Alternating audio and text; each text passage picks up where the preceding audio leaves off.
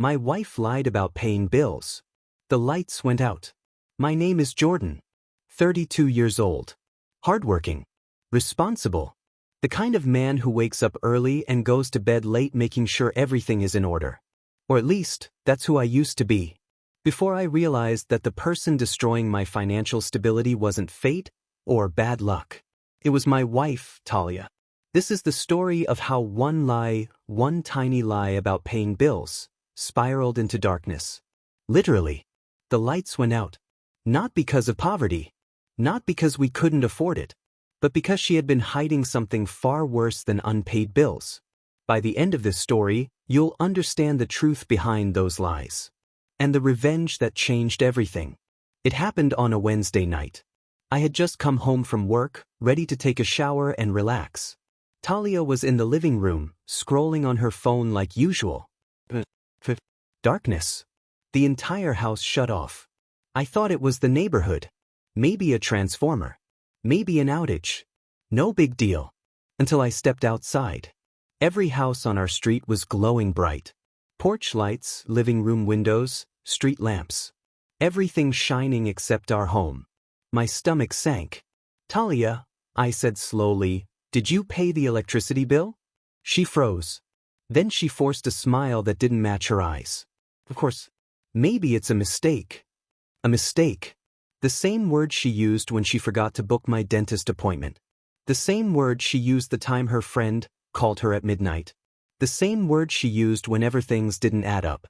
I opened my phone, pulled up the account. Disconnected. 2 months unpaid. My heart dropped. But before I could say anything, she snapped. I told you I paid it. Stop accusing me. Accusing her. The irony would hit me much later. I called the electric company myself. The woman on the phone sounded irritated. Sir, this account is extremely overdue. We've sent multiple notices. Notices? I never saw a single one. I checked the mailbox. Empty. Always empty. Talia, I asked, turning toward her slowly, have you been getting the mail? She shrugged. Sometimes. She was lying. I could see it in the twitch of her eyebrow. What was she hiding? I dug through her purse. She lunged to stop me, but I was faster. Inside, crumpled and buried under receipts, lip gloss, and old gum wrappers, were 7 unopened bills.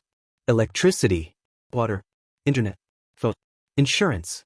Even the mortgage had a late stamp. I felt my chest tighten. My vision blurred with shock. Talia, why didn't you pay these? She stammered. I forgot. For 2 months. I meant to. But something wasn't adding up. She wasn't a forgetful person. She wasn't careless with tasks. This wasn't forgetfulness. This was avoidance. And avoidance always has a reason. I sat down at my desk, pulled up our joint account. And then everything became clear. Withdrawals. Daily. Multiple times. From places she had no reason to be. Boutiques. Restaurants. Delivery apps. Makeup stores. Even a high-end spa. In just 2 months, over $4,600 gone. That was mortgage money. Bill money. Savings. She saw the look on my face. Oh, fine, she said. I bought a few things. But I was going to replace the money. With what? I don't know.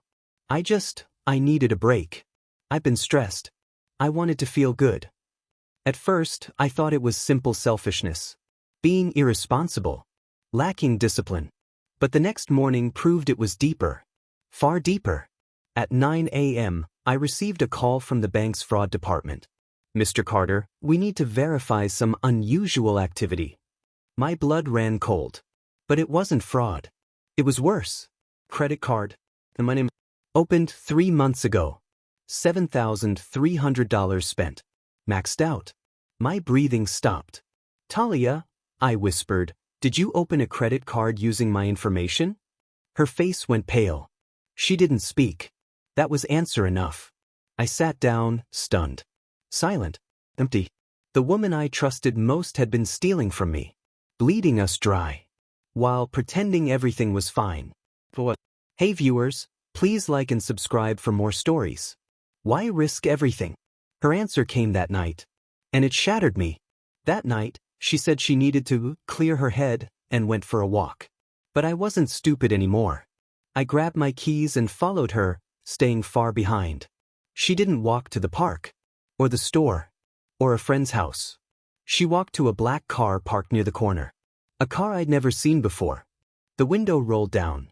A man, mid-30s, muscular, confident. Talia got into his car without hesitation. My heart shattered. I parked and quietly approached on foot, stopping behind a hedge. Their voices leaked through the window. "I'm trying," she whispered. He noticed the power shut off. "He can't find out about us," the man said. "And he definitely can't know where the money went." Money. I felt sick. She wasn't just lying about the bills. She was giving someone else our money. He leaned closer. "You promised you'd cover it this month. You said you could get more." "I'm trying." "He's suspicious now." "Then distract him," the man snapped. "Buy time." I backed away before I collapsed. This wasn't carelessness. This wasn't forgetfulness. This was betrayal. Deep betrayal. Calculated betrayal. And something told me, this man wasn't just a fling. There was more. I didn't confront her that night. I needed facts. Proof. Leverage. The next day, I dug deeper. Bank statements. More transactions. Patterns I never saw before. Money transfers from our joint account to an unknown personal account. Every week. Over $10,000 in 3 months. Who was she giving this money to? Then I checked her email. And there it was. Receipts. 4 bail payments. Court fees. Fines. She wasn't paying our bills because she was secretly supporting that man. Her ex-boyfriend. Just released from prison. On parole. Still owing debt. She had been funding him. Feeding him. Housing him in secret. Taking care of him using my hard-earned money. That was why she didn't pay the bills. She wasn't too stressed. She wasn't overwhelmed. She was choosing him over me. Choosing him over our home. She was willing to let the lights go out, just to keep his life turned on. And that was when I stopped feeling heartbroken and started planning revenge. I needed to take everything back. But I wanted to do it clean. Legal. Devastating. First, I froze every joint account. Then I filed an identity theft affidavit for the credit card. And blocked all withdrawals from any account with my name on it. Next, I contacted the electric, water, and internet companies. Explained the situation. Set up secured accounts she could never touch again. I changed my direct deposit to a separate account. One she didn't know existed. I gathered evidence. Screenshots. Recordings. Bank transactions. Emails. Everything tying her to her ex. Then came the final piece. I placed a small recording device under the living room side table. That night, when she returned from seeing him again, she made a call. A call that recorded her entire confession. "I'm giving you all the money I can. He thinks I'm paying bills, but I need you to survive. I'll get more soon." It was perfect. Her own voice. Her own words. Her downfall. The next morning, I invited her to the kitchen table. Silent. Controlled. She sat down nervously. "What's going on?" I slid everything onto the table. Bank statements. Bail payments. Recordings. Photos of her meeting him. The identity theft report. Her face drained of color. "Talia," I said, "you didn't just lie about paying bills. You funneled money to another man.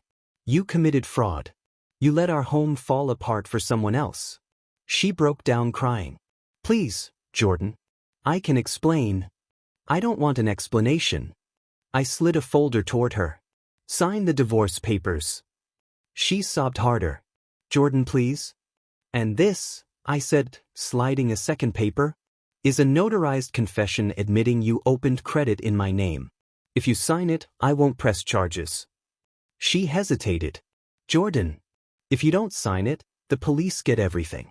Your ex goes back to prison. And you go with him." She crumbled. She signed both documents through tears. Then I stood, grabbed my jacket, and walked toward the door. "Where are you going?" she cried. "To pay the bills you ignored," I said. "And to start a life without you." I didn't look back. Not once. I restored the power. I restored the peace. I restored my life. Talia moved out 1 week later. Chris? He was arrested again. Violation of parole. Partly because the money disappeared. Partly because of the evidence I anonymously forwarded. As for me, I learned something. Sometimes the lights go out to show you who someone truly is. And when the truth finally shines, there's no going back.